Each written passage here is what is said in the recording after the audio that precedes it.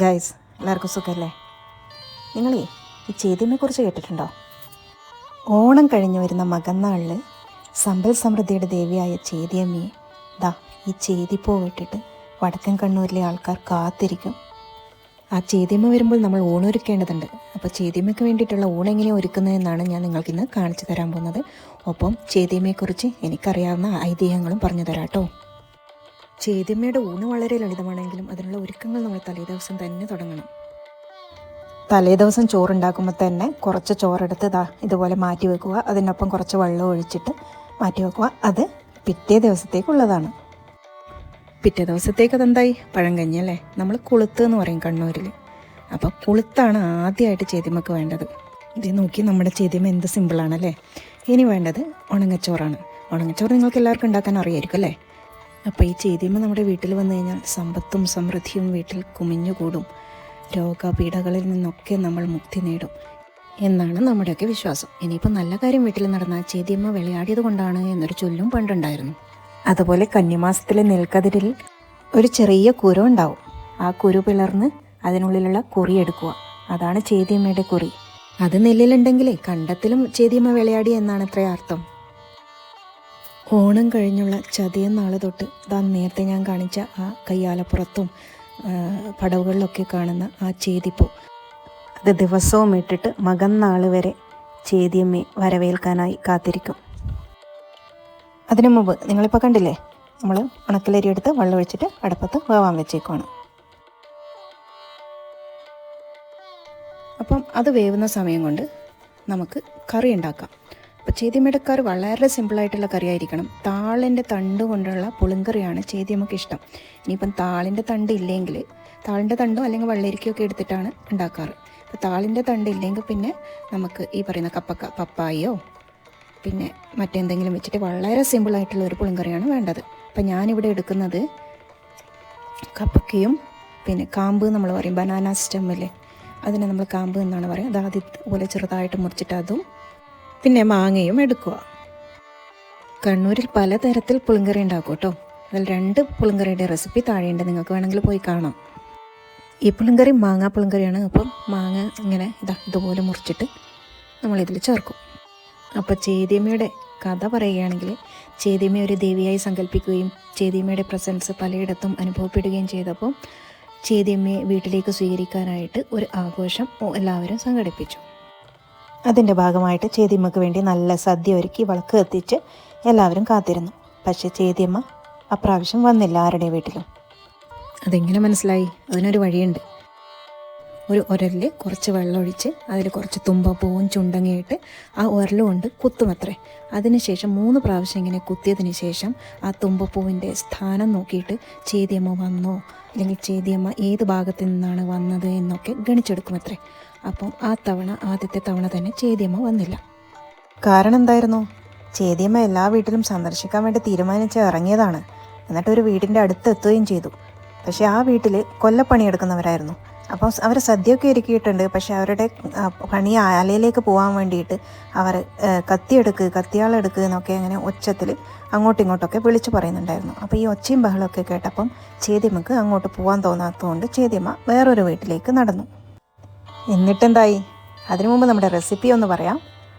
നമ്മൾ ഈ കഷ്ണങ്ങളൊക്കെ ഇട്ടിട്ട് ഇതിൽ മഞ്ഞൾപ്പൊടിയും ആവശ്യത്തിന് ഉപ്പ് ഇട്ടിട്ട് അടുപ്പത്ത് വേവാൻ വെച്ചിരിക്കുകയാണ്. അപ്പോഴത്തേക്കും നമുക്ക് ഇവിടെയുള്ള ഉണങ്ങച്ചോറ് റെഡി ആയിട്ടുണ്ടാവും. നന്നായിട്ട് വെന്തിട്ടുണ്ട്. അപ്പോൾ ഇനി അതിലേക്ക് തേങ്ങ കുറച്ചെടുത്തിട്ട് അതിൽ ഉപ്പ് ഒന്ന് നന്നായിട്ട് തേങ്ങയിൽ മിക്സ് ചെയ്ത് തിരുമ്മിയിട്ട് അത് ഉണക്കച്ചോറിലേക്ക് ഇട്ടിട്ട് നന്നായിട്ടൊന്ന് മിക്സ് ചെയ്ത് വാങ്ങാം. അപ്പോൾ നമ്മുടെ ചേതിയമ്മയുടെ കഥ തുടരുകയാണെങ്കിൽ, അങ്ങനെ ചേതിയമ്മ അടുത്ത വീട്ടിലേക്ക് പോകുമ്പോഴത്തേക്കും അവിടെ ഭാര്യയും ഭർത്താവും വീട്ടുകാരൊക്കെ ആയിട്ട് ഭയങ്കര വഴക്ക്. അപ്പോൾ ചേതിയമ്മക്ക് അവിടെയും പോകാൻ തോന്നാതെ അടുത്ത വീട്ടിലേക്ക് പോയി. അവിടെയുള്ളവരും ചേതിയമ്മക്ക് സദ്യയൊക്കെ ഒരുക്കി അവരുടെ കൃഷിക്ക് വേണ്ടിയിട്ടുള്ള തയ്യാറെടുപ്പായിരുന്നു.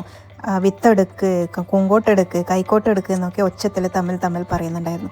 അതൊക്കെ കേട്ട് ചേതിയമ്മ അവിടെയും പോകാതെ ഇങ്ങനെ നടന്നു. അപ്പോൾ ഇനി ആരുടെയും വീട്ടിൽ പോകണ്ട എന്നിങ്ങനെ ഓർത്തിട്ട് ഇങ്ങനെ മെല്ലെ നടക്കുമ്പം ഒരു വീട്ടിൻ്റെ ഉമ്മറത്ത് വളരെ ശാന്തമായിട്ട് സ്വസ്ഥതയോടുകൂടി ഒരു ഉമ്മ ഇരിക്കുന്നത് കണ്ടപ്പോൾ ചേതിയമ്മ ആ വീട്ടിലേക്ക് അങ്ങ് കയറി ചെന്നു.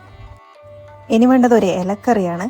അതിനുവേണ്ടി തവരയുടെ ഇല അല്ലെങ്കിൽ കുമ്പളത്തിൻ്റെ ഇല അല്ലെങ്കിൽ പയറിൻ്റെ ഇല, ഇതൊക്കെയാണ് സാധാരണയായിട്ട് എടുക്കാറ്. ഞാനിപ്പം ഉലുവയുടെ ഇലയാണ് എടുത്തിരിക്കുന്നത്. ഇതൊന്ന് തോരൻ പോലെ, നമ്മൾ അവിടെ ഉപ്പേരി എന്ന് പറയും.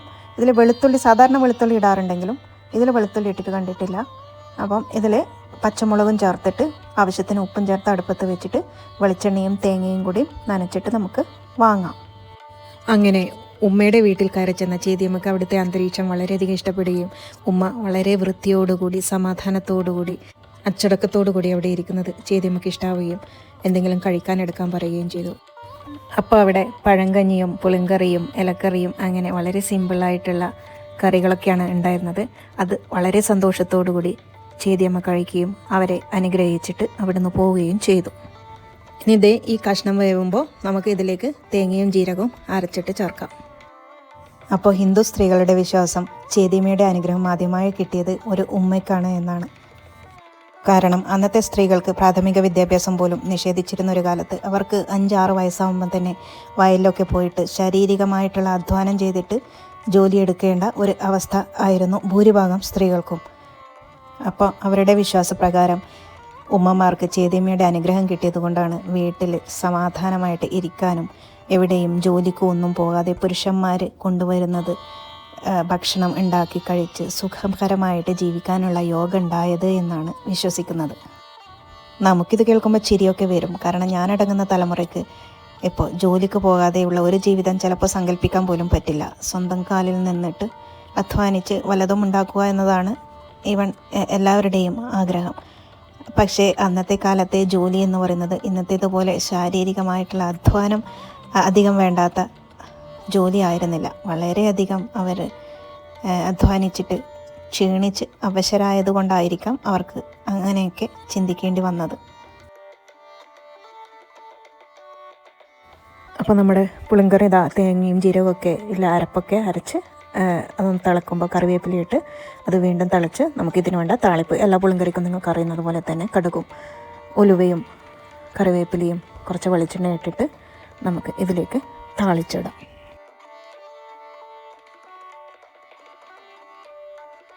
അപ്പോഴത്തേക്കും നമ്മുടെ ചീരത്തോരൻ, ചീര ഉപ്പേരി, ഉലുവ ഉപ്പേരി റെഡി ആയിട്ടുണ്ട്. അതിലേക്ക് കുറച്ച് വെളിച്ചെണ്ണയും ഒഴിച്ച് തേങ്ങയിട്ടിട്ട് അത് വാങ്ങാം. അതോടൊപ്പം നമുക്ക് പുളിങ്കറിയിലേക്കുള്ള താളിപ്പും തയ്യാറാക്കി ഒഴിക്കും. അധികമാർക്കും പരിചിതമല്ലാത്ത ഒരുപാട് പ്രാദേശികമായിട്ടുള്ള ഇതുപോലുള്ള ആഘോഷങ്ങളുണ്ട്. അത് നിങ്ങൾക്കൊക്കെ ഒന്ന് പരിചയപ്പെടുത്തി തരണം എന്നുള്ള ഉദ്ദേശത്തോടു കൂടി ആണ് ഞാനിതുണ്ടാക്കിയത്.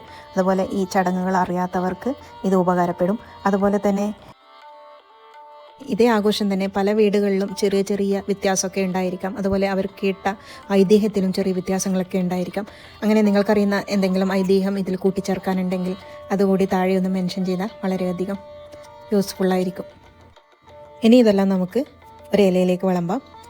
ആദ്യം ഉണക്കച്ചോറ് വിളമ്പുക, പിന്നെ കുളുത്ത് അല്ലെങ്കിൽ പഴങ്കഞ്ഞി, പിന്നെ ഇലക്കറി വിളമ്പുക, പിന്നെ പുളിങ്കറി വിളമ്പുക. ഇതെല്ലാം കൂടി ഒന്നിച്ചിട്ടാണ് വിളമ്പുക, വേറെ വേറെ പാത്രത്തിലല്ല വെക്കുക. പിന്നെ ഇതിൻ്റെ കൂടെ കുറച്ച് വെണ്ണയും വെക്കണം, കുറച്ച് മോരും, തൈരല്ല കുറച്ച് മോരും. അപ്പോൾ ഇതൊക്കെ ഒരു വിളക്ക് കത്തിച്ചിട്ട് പടിഞ്ഞേറ്റിയിലാണ് വെക്കുക. അങ്ങനെ ആഡംബരമല്ല ലാളിത്യവും അച്ചടക്കവുമാണ് നമുക്ക് സമ്പത്തും അഭിവൃദ്ധിയും തരുന്നത് എന്നുള്ള ഒരു സന്ദേശം കൂടി ചേതിയമ്മയിലൂടെ നമുക്ക് ലഭിക്കുകയും എല്ലാവരും അതുപോലെ പാലിക്കുകയും പിറ്റേത്തെ വർഷം മുതൽ ചേതിയമ്മയുടെ അനുഗ്രഹം എല്ലാവർക്കും ഉണ്ടാവുകയും ചെയ്തു എന്നാണ് വിശ്വാസം. അതുപോലെ നിങ്ങൾക്ക് എല്ലാവർക്കും ചേതിയമ്മയുടെ അനുഗ്രഹം ഉണ്ടാവട്ടെ, സമ്പത്തും അഭിവൃദ്ധിയും ഉണ്ടാവട്ടെ. എൻ്റെ വീഡിയോ ഇഷ്ടപ്പെടുവാണെങ്കിൽ ഒന്ന് ലൈക്ക് ചെയ്ത് സബ്സ്ക്രൈബ് ചെയ്യാൻ മറക്കരുത്. Thank you. ബൈ.